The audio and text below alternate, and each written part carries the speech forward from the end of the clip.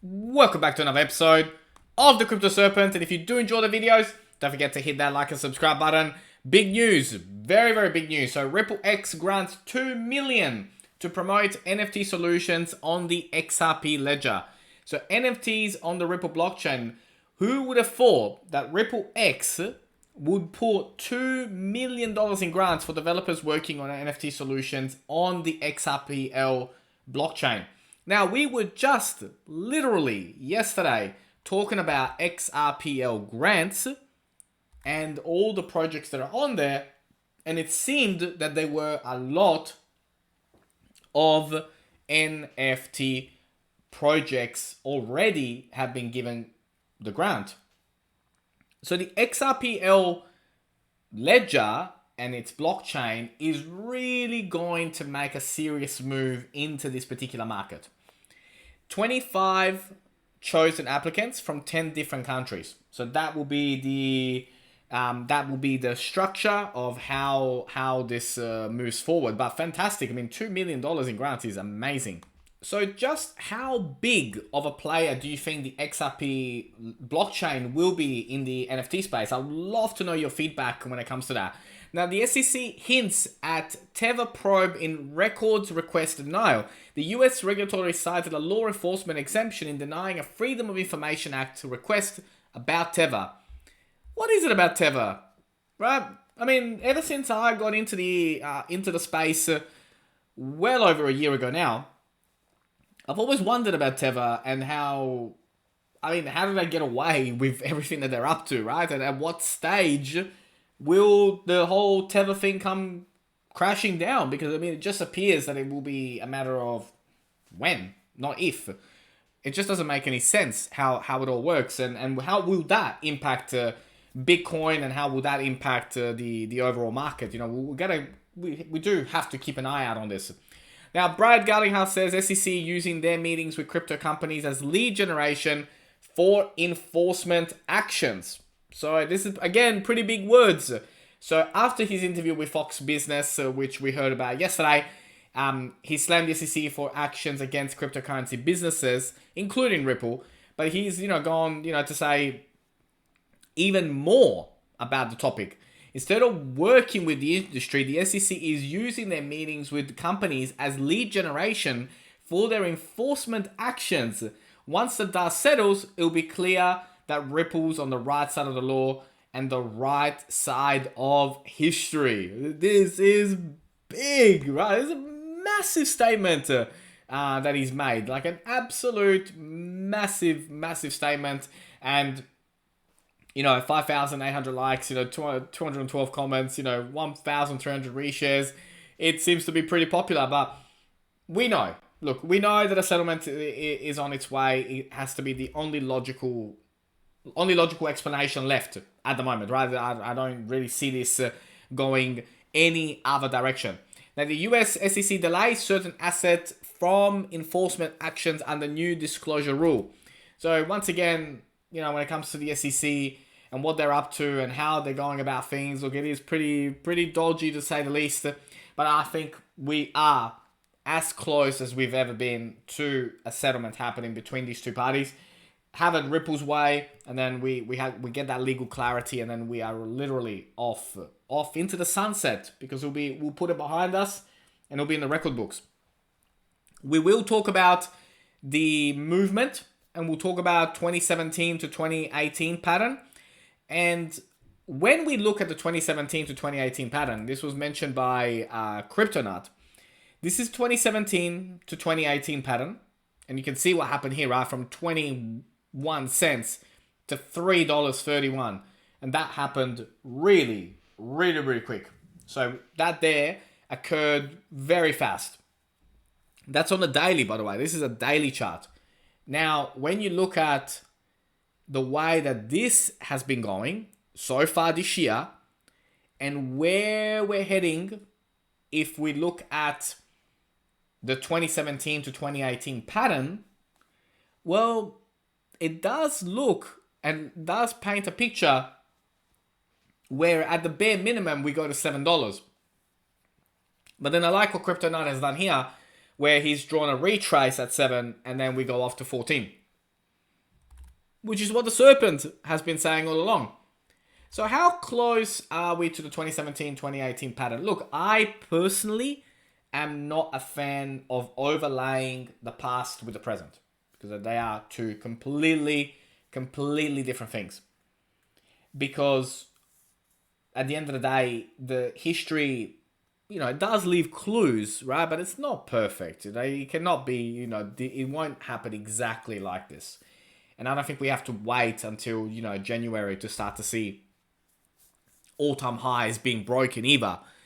And that, again, it just goes, like it's two different things, right? 2017 and now are two different things. And people keep talking too much about the 2017-2018 bull run. And that's going to cause them to get out early, make mistakes, think that we're in a bear market again, all that stuff, right? But I wanted to share it with you because I did find that it was very interesting. Now, is your cryptocurrency a security? An SEC quick guide. Yes, free pass, it's not a security. Or no, have you bribed any of our top officials? Yes, free pass, it's not a security. Or no, it's a security, you should have known, and we're going to sue your ass off for it. I like this little quirky drawing that has been done. Obviously, it's mocking the SEC's criteria of what is and what isn't. Seems that if you rub somebody's palms the right way, maybe drop an envelope, down, in their office when nobody's looking, it seems that you're not a security. So we will keep a very close eye on this. But look, for me, a settlement is very, very, very close. Let's jump into a tiny. Let's have a look at some of the indicators for today. So as we begin to look at the charts for today, we're looking at the daily at the moment, and we can see that we are 92 cents. Of course, there has not been that much activity at the moment, 7.70% down at the time of making this. When we look at the hourly, what we can see here is that it is following the Bollinger Band really nicely. Stepped outside of it for a little bit, but now it's back in. And overall, I did say that, we would touch 85 cents, 86 cents one more time. And that's exactly where I think we're heading. I think we're going towards a Monday where we are down again. And I think, for the rest of the week, really, I think, the November will finish in a bearish way. But it's not a bad thing, right? It's just what it is. And it's a good thing for me. I think, because it just gives you guys more opportunities to get more, to buy more, to accumulate more. Or if you are stepping into the market, then it gives you a great opportunity to get it at the best possible rate. So that's how I think at the moment it's playing out. When we look at a different hourly, so now that's the 4 hour. When I go and zoom to the 12, we can see that we're well inside the Bollinger Band. We're very close to, very close to where I think we will end up before we continue our run, which will be around the 84, 85. So we're at 92 right now, heading down towards that 85 cents. And I think we will touch that 85 cents again, maybe even dip a little bit lower than it, like 82, 83. And then we kick off and continue our run. And that will be probably it. That will probably be the final time that we see it at a dollar, which I know has been mentioned in the past, and many of us have mentioned in the past that we probably won't see a dollar again. But I think this particular accumulation phase, this final accumulation phase by the whales, is about to be over. And then the real momentum shift will kick in October with 3 ETFs due to come out.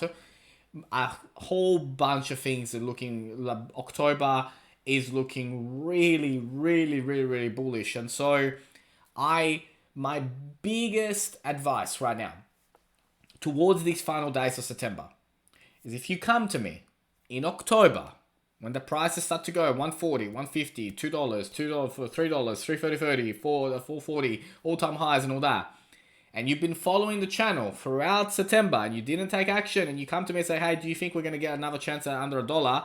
I will literally pin you somewhere to a chair and make you watch all these videos throughout September talking about all the great opportunities you had to accumulate more at under $1. Take action. Take action. Watch the video, do your own research, and then take action. But you gotta take action, because watching these videos is not going to be enough. Take action. Calculated action, but take action based on the research that you do.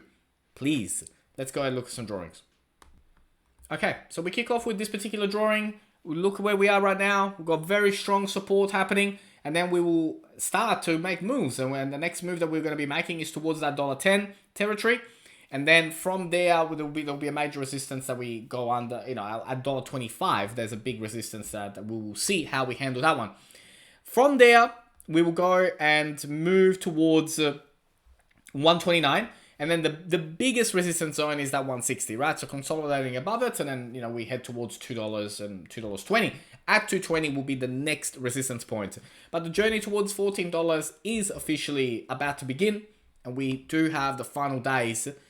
And whichever way I look at it, from whatever perspective I look at it, from whichever angle I look at it, from even if I try as hard as I can to look at things in the most negative way, I just don't see us not going to 14. I just don't. And that's a personal opinion, personal thoughts of the serpent. But the first step will be $4 to $4.50. Then we'll, see how we handle past that.